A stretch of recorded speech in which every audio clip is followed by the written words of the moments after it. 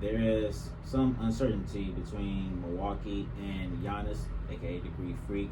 So they made some changes over the offseason, and one of the biggest ones was that they fired head coach Mike Budenholzer.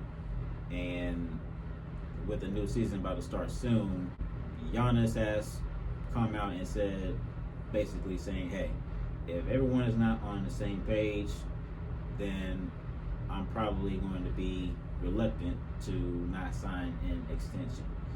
And as I said before, it could be something, it could be not. The common denominator in all this is how is everything going to be unfold, how everything is going to shape out, because they did hire a new head coach, Adrian Griffin, and so we really don't know what his style of play is and what his approach is with Giannis and the rest of the group.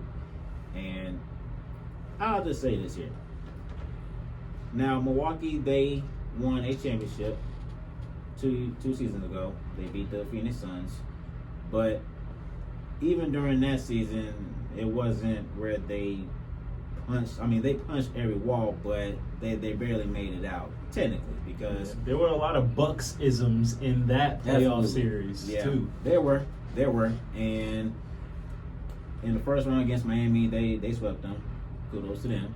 And second round against Brooklyn, they barely made out of that one. And the first two games, 2-0, weren't even close. Yeah. And then once Kyrie got hurt, and then James Harden, that kind of opened up the door for him. You still got to give them credit, though, because they were able to close the door in Game 7 and overtime. So see, if KD, if that was a 3 instead of a 2, when he took that last shot, then that's true.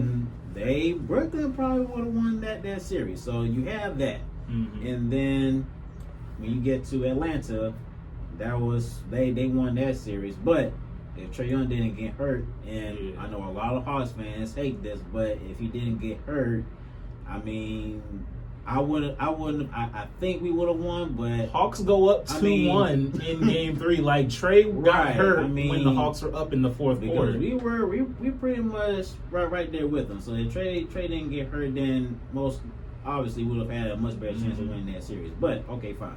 And then, of course, in the finals, they barely made it out of it on that one because I'll give you because that was Giannis. He put the cape on. Phoenix, they were up 2-0. Phoenix was up 2-0, but then Giannis, he just put the cape on, started dropping 40-point game after 40-point game. Had the blocking Game 4 against DeAndre Ayton, and then he had that game-winning alley-oop in Game 5, which is legendary. Game 6 to close out the series, he scored 50. Like Giannis just put on the Superman cape at that point, and he flexed that he was the best player on the court too. So, there were a lot of chances for them to slip up in that playoff series, but they were able to get the job done. But last 2 years, they haven't been so fortunate.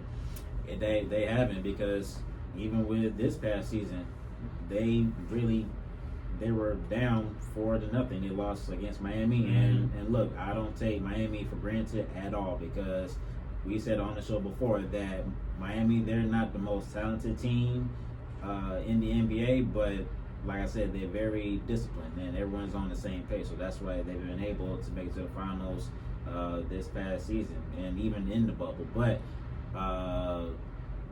then when you are a team like Milwaukee, you're number 1 seed, you have all these high expectations and you don't meet them, and then of course this kind of stuff that happens. Yeah, and Giannis in particular has those high expectations. He's not a guy that just won that one championship and was satisfied with that one. He wanted to go back to a finals these last 2 years, but against the Celtics they were up 3-2 and they couldn't close out the deal. And last year, Giannis got hurt in Game 1 against Miami, and it just threw that series completely out of whack. Yeah. So with him not being willing to sign the extension right now, it's not the most surprising thing because, one, he still has 2 years left on his deal, so it's probably more advantageous if he decides to just wait 1 year. But this also kind of does put pressure on Milwaukee. This is one of, if not the oldest team in the NBA.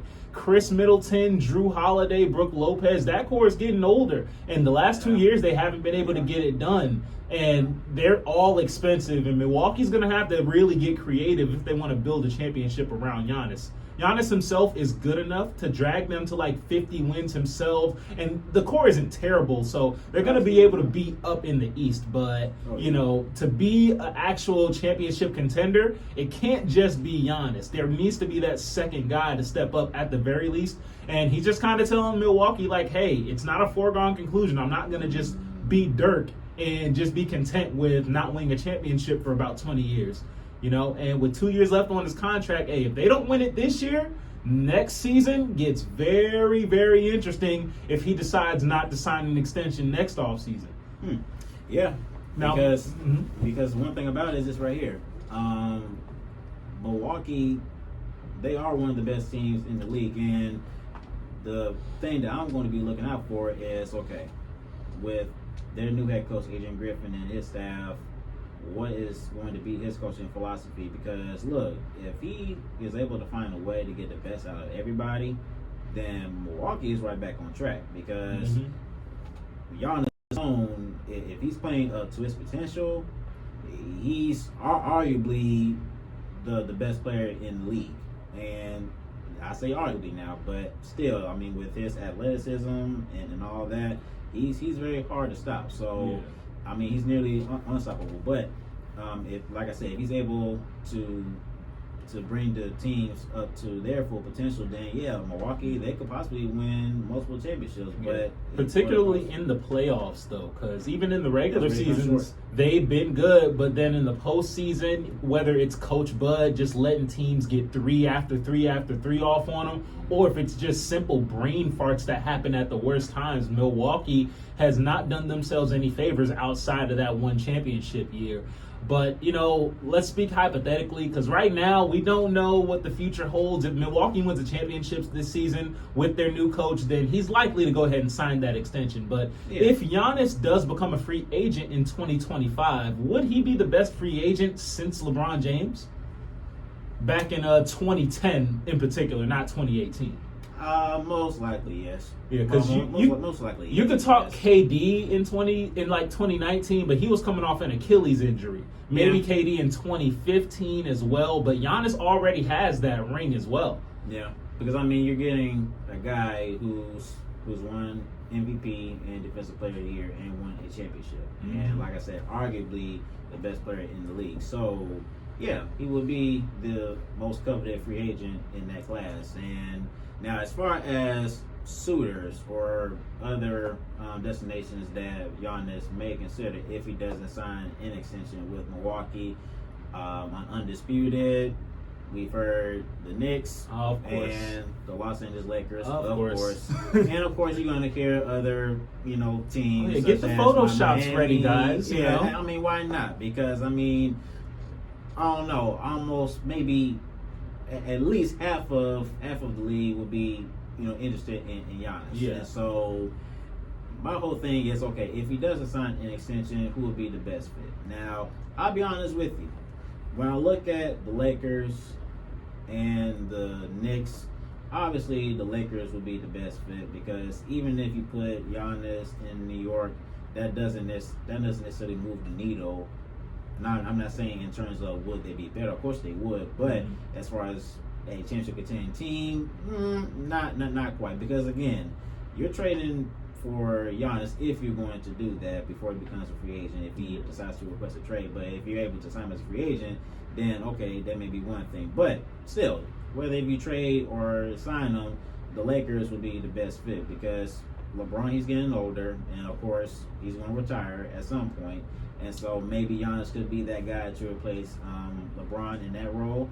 And then the Lakers, they could win another championship or two. I mean, think about it. You have Giannis and AD. He just signed an extension. But then again, I'm not sure if AD is going to stick around until he becomes a free agent, meaning Giannis. But just imagine if those guys are still together. That'd be a scary duo. I got a wild card for you. I don't know how the money would possibly work, but if Giannis could find his way on Dallas, that could be deadly. I mean, Kyrie, Luka, and Giannis That's one hell of a trio right there. You're bringing a lot of offensive firepower already, but now you got a defensive player of the year candidate with Giannis.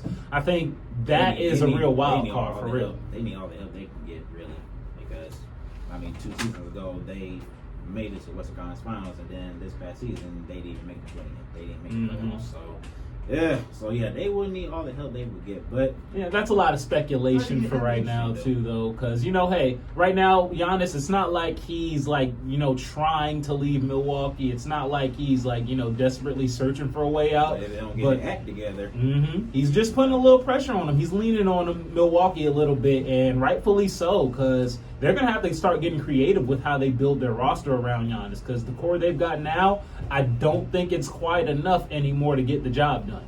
Yeah, and as you mentioned before, they are one of the most oldest teams in the league, and so even though that their team is full of veterans, which does help, but they need to get some fresh legs just a little bit. I think they would need to make some sort of roster construction just a little bit, just some tweaks. But with the roster that they have, the championship window is still open. They just need to get back on the ball.